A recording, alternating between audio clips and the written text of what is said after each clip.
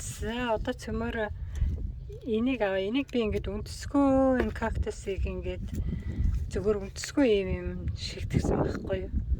Тэгэд одоо энэ үндэс гарчуу цөмөр үзээ даа гарцсан биш төхөрхөө.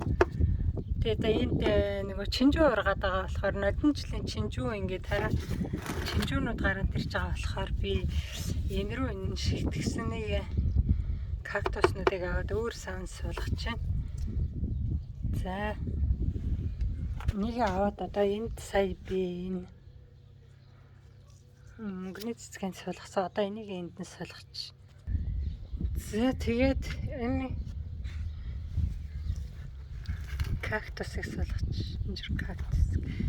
Хөрх инжир. Бас үндэс гарчуу цөмөр хараа да. Энд тэгтээ айгүй өргөстэй болохоор айгүй хэцүү. Гарцсан байна хөрх. Хөрх үндэс гарцсан байна хараа. Жохон үндэс гарчиж. Зэн хараа. Энэ зүгээр ингээл ямар ч юугүй үндэсгүй юм нэг навч ингэ суулгасан байхгүй. Тэгсэн чи юм гоё үндэс гарцсан байна. За одоо энийг цөмөрөө энэ хавь руу ингэ шигтгэж гин. Хажуу тал руу. Энэ өхөр зүгээр газрын шороо байгаа байхгүй. Тэрэн дээрээс нь би жоохон хар шороо ийсэн. Амар хөрхөстэй хатгах чинь. За хоёр дахь нь бас арай хөрх үндэс гарцсан шүү дээ. Ийм жижиг. Навч шигтгэсэн байсан энэ хараа. Ийм гоё үндэс гарцсан байна. За одоо хоёр дахь нь шигтгэж. За энэ мөлөгч ургадаг үлдээч хийдэг гайгүй байх гэл үлдээч. Энийг нь үлдээч энд нь. Тэртээ би энийг одоо явахдаа Герман руу Берлин руу Герман руу авч явахгүй юм чинь чинжүүгэн чигээр норхсон юм чинь тэгэд орохоогүй бүүмэд. Тэгэхээр энийг ингээд үлдээч.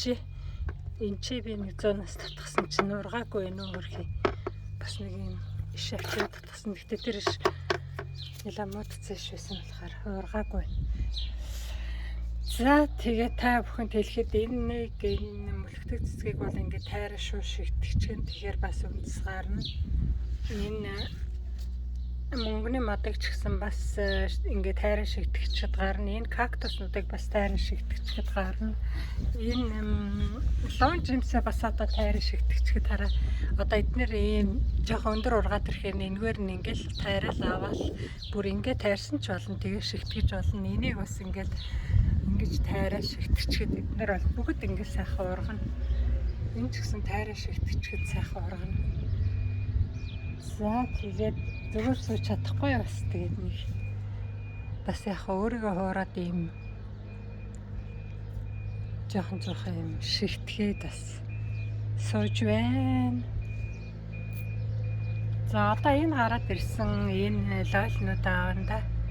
Энэ лойлнууд аваад суулгах чи гэж бодож байна. Ингээд шигүү ингээд чигжээд ургацсан юм чинь аваад савн тариагээ бодож байна.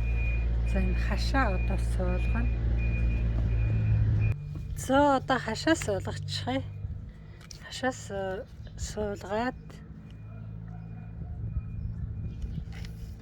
за ингээд өвтөх аваад тэгээ хийгээл тэгээд энэ шиг ингээ баг зэргийн шороо хийгээд өгчих нь.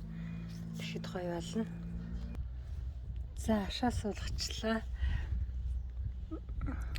Энэ ишийн бурдаал дортор юу хийж өгсөнгөө шороо хийж өгсөнгөө хэрвээ энэ лайл мальны ишийн бүр одоо энэ хүртэл ингээ шороо хийгээд энэ доотлих нь энэ сул навчнуудыг нь авч хаяад ингээ шороо хийгээд гэх юм бол маш хүчтэй ургана.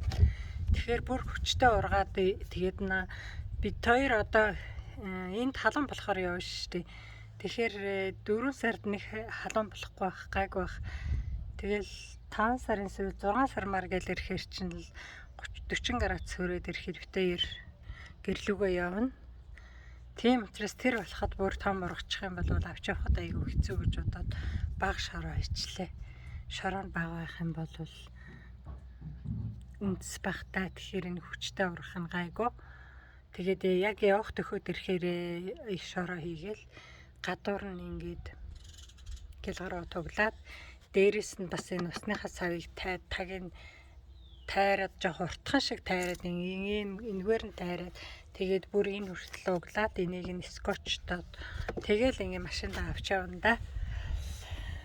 За тэгээд сайн дураараа гараад ирсэн тэр хэдэн лойлнуудаа эднэрийг аваад харин савнд бас суулгачих. Тэгээд яг урт тийш гараад ургачлаа нэз тэгээд ургаж ахаар нь цэрэг авч явна да гэж бодож байна. Тэгээд замаараа битээ өрсөлгөө авч тайрна энэ жил бол өрсөлгөө хийхгүй ингээд аялж явахаар өрсөлгөө хийгээд энийг ч услах ч хүн байхгүй. Одоо энд бол услах ч хүн байхгүй ингээд битээ чинь 5 хоног яваад хаспитал санд ирэхээр хатчаад байгаа юм чи эднэр чи хатаад хөр. Энэ болохоор битээ замдаа явж байгаад ингээд асан нэг лойл байсан газараас газар ургацсан талд ургацсан лойл. Тэгээ энэ одоо энд ингээд тавьцсан ургахгүй саунд байсан би сая харин энэ рүү шилжүүлж суулгалаа. Тэгэхээр тусалж маслахгүй арчлахгүй болохоор ургахгүй байна. Би уг нь био эко ийм шороо аваад тэгээд төрслөгийг хийсэн. За тэгээд та бүхэнд одоо лойл тарихад яах вэ гэж зөвлөхөд одоо лойлныхаа ишийг нь маш сайн гүн суулгаж хөрхтэй. Зөвхөн ийм навч үлдээгээл энэ минийг бол бүр сайн налуу энэ их урт штэ байсан. Тэгээд энийг бол ингээ налуулаа хөвтүүлээд бүр ингээд хийх юм бол бүр сайн хөрсөн дээр суулгахтаа тэгээд суулгаарай. За ингээд их ургацсан юугаа бол энэ ишин тунхан байх юм бол гараараа ингээ ороож байгаа нэг бие дэвшлэг байсан ш тэрэн шиг ингэж агаад дугууруулаад орон тавиад тэгээд ерөөсөө энэ дээдлийн нэг юм хүчтэй ургаж байгаа хэсгийг л ил гаргаад бусдын ингээд шоронд оруулж тарж өгөх юм бол маш сайн үндэс гараад лойл маш сайхан ургадаг шүү. За ингээд та бүхэндээ амжилт хүсье тэр баяртай.